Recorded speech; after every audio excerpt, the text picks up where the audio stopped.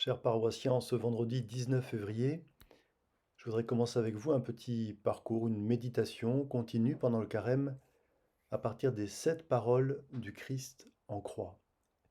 La première parole dans la tradition que nous retenons, selon le récit des évangélistes, c'est cette parole de Jésus dans l'évangile selon saint Luc: Père, pardonne-leur, ils ne savent pas ce qu'ils font. Chacune des paroles que nous méditerons successivement de vendredi en vendredi eh bien, peut nous éclairer sur le mystère de la croix comme événement historique, transcendant, et puis également nous apprendre, nous aider à communier nous-mêmes à ce propre mystère en répondant à l'invitation de Jésus à porter notre croix à sa suite.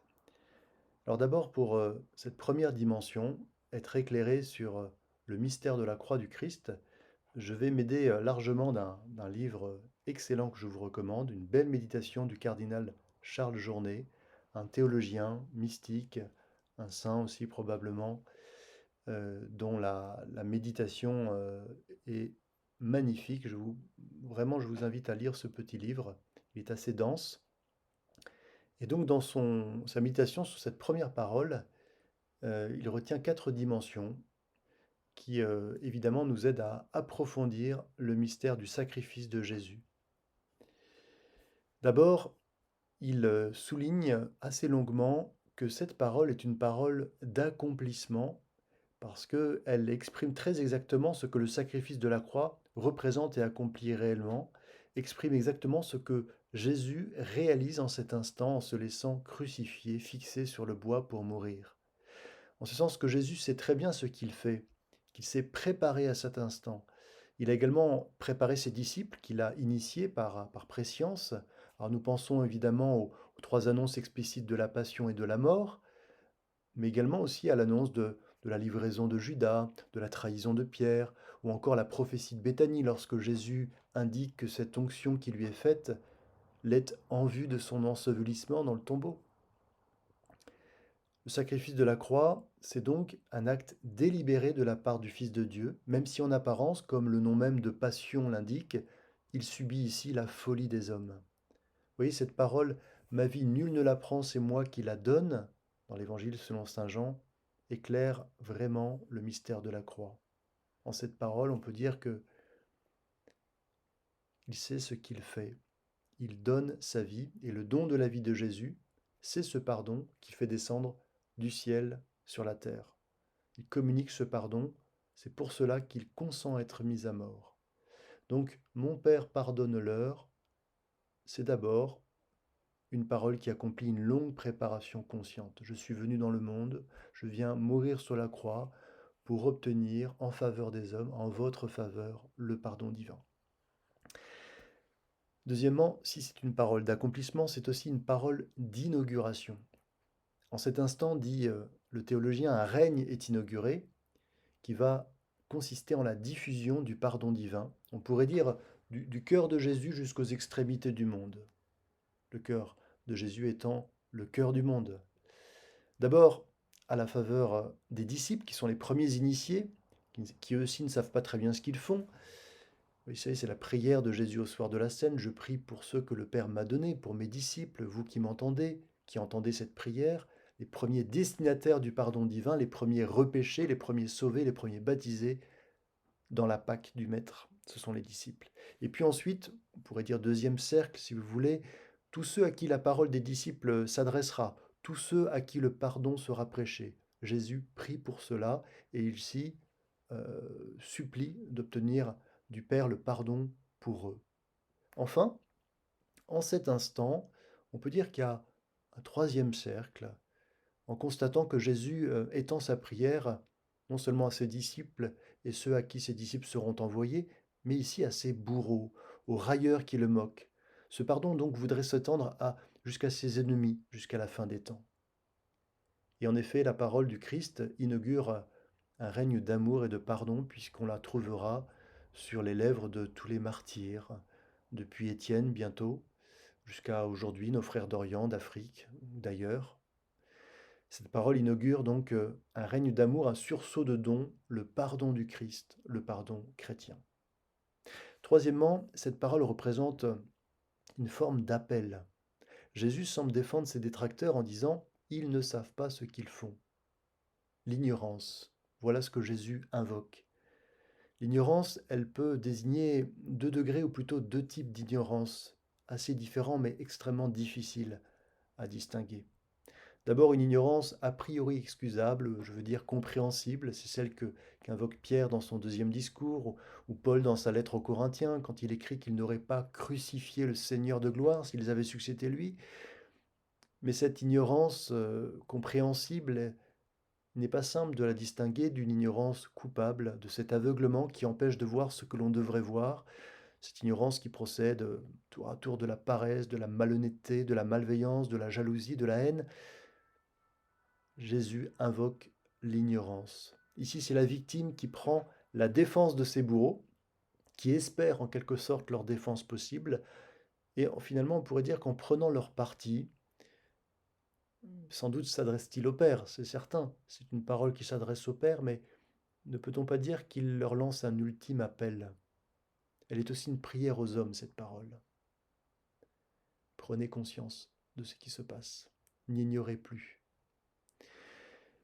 Enfin, dernière considération que le théologien développe, c'est qu'il souligne que cette parole est une parole, je dirais, de pure médiation.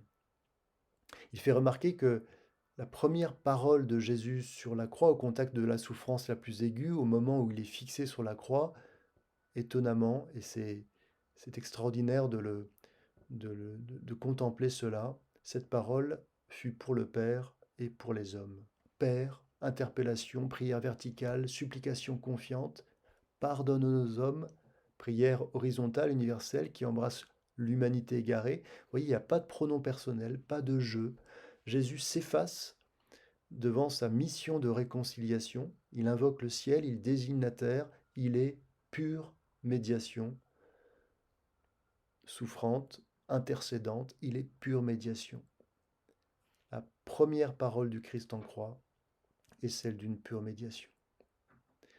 Voilà des, des dimensions qui nous permettent d'approcher un peu plus du mystère de la croix, de cet événement.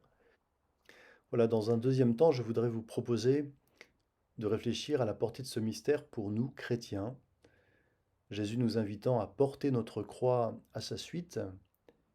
Maintenant que nous avons aidé du cardinal Journet à approcher du mystère de la croix, du sens du sacrifice, voyons maintenant ce que cela signifie pour nous chrétiens. Je voudrais vous proposer une application, je dirais, de cette parole dans notre vie. Je partirai d'une parole d'un philosophe du siècle dernier. J'aime beaucoup cette formule de Vladimir Jankélévitch. Ce n'était pas un philosophe chrétien, il n'était pas chrétien, mais il a fréquenté beaucoup les chrétiens, notamment dans son réseau de résistance. Et il disait: le pardon est là précisément pour pardonner ce que nulle excuse ne saurait excuser. Le pardon est là précisément pour pardonner ce que nulle excuse ne saurait excuser. Ça, c'est vraiment un beau résumé de ce que le Fils de Dieu accomplit d'impossible sur la croix, à savoir il vient pardonner l'inexcusable. Et ce faisant, il décrète que la seule chose impardonnable est précisément de ne pas pardonner. Et nous le savons. Tout disciple soucieux d'imiter le Maître est appelé à reproduire ce mystère du pardon inconditionnel, et c'est bien difficile, c'est un sacré défi. Nous savons que l'imitation de Jésus-Christ pour le chrétien, ce n'est pas une gymnastique extérieure, c'est d'abord une conformation intérieure, une prière, une écoute, une communion à travers les sacrements. Or, parmi les grandes croix que la vie chrétienne peut réserver, il peut y avoir cette difficulté de ne pas parvenir à pardonner, de se sentir souillé par la rancune, ou pire encore par le désir de vengeance. Combien d'âmes chrétiennes ai-je entendu souffrir de cela? Et je dis d'âmes chrétiennes, je ne dis pas de toute vie en général, même si tout homme peut avoir été victime, le destinataire d'un acte odieux et désirer d'être libéré de cette souffrance engendrée par ses blessures et désirer le pardon. Mais le chrétien, à un titre supplémentaire, il peut souffrir, car il dit pardonne-nous nos offenses comme nous pardonnons aussi à ceux qui nous ont offensés chaque jour en récitant la prière du Seigneur, lorsqu'il ne parvient pas précisément à pardonner l'offense, il est en contradiction avec sa vocation profonde. Et donc ne se pardonne pas de ne pas pardonner. Donc ça fait souffrir. Alors le pardon, je dirais que pour les affaires courantes, des petites excuses du quotidien au grand pardon un peu plus marquant, nous donne l'occasion de poser des actes proportionnés à l'affront, qui peuvent être très méritoires. Ces actes mus par la grâce sont des actes de pleine volonté. Nous en avons fait l'expérience. Ces pardons donnés, ces pardons reçus sont libérateurs, source de paix, de joie, peuvent être très féconds. Mais il arrive aussi, c'est cela dont je voudrais vous parler ici, à la lumière de cette parole, que la douleur soit encore si vive que le pardon s'en trouve empêché. Vous savez, on peut pardonner à celui qui vous a mis une grosse baigne dans la tête, mais on pardonne en général après avoir reçu la grosse baigne, quand la douleur s'est calmée ou a disparu, plus difficilement au moment où l'on reçoit le coup, rarement au milieu de la douleur quand elle est encore vive. Et donc c'est pour cela peut-être qu'il arrive que certains actes semblent impardonnables parce qu'ils sont encore douloureux au moment où nous y pensons. Alors, c'est compliqué. Faut-il attendre que la douleur cesse pour envisager de pardonner? Ou la douleur cessera-t-il précisément avec le pardon? Voilà, c'est une grande épreuve dans la vie chrétienne. Il est rare que l'on vive toute une vie, toute une existence sans l'avoir rencontrée. Et ces croix de pardon douloureux à donner, il nous faut la porter courageusement.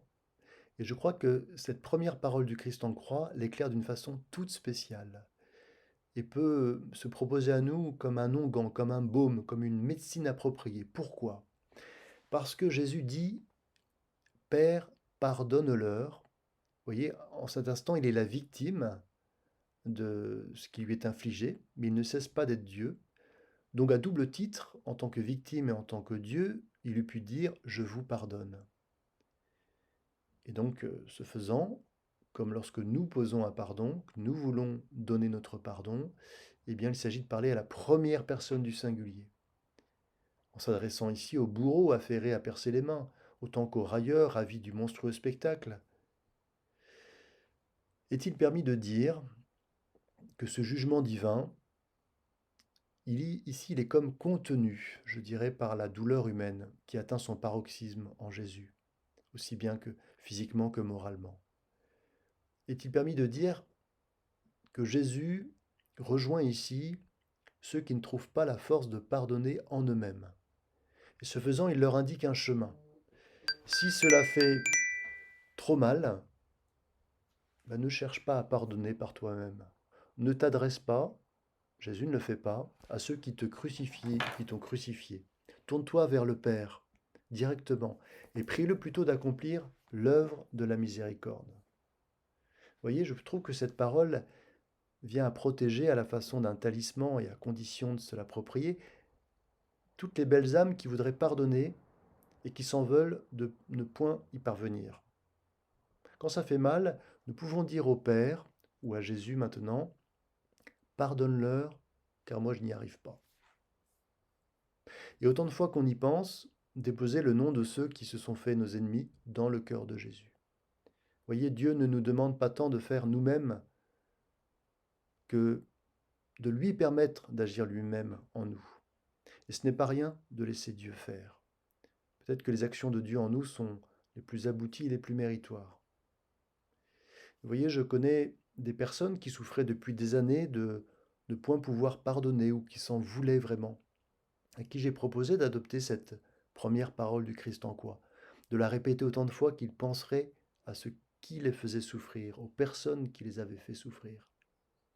Eh bien, vous voyez, en se détachant de l'œuvre du pardon habituellement requise, ou plus exactement en la transférant à Dieu lui-même, si disposé à aider ses enfants, eh bien, ils m'en ont témoigné après.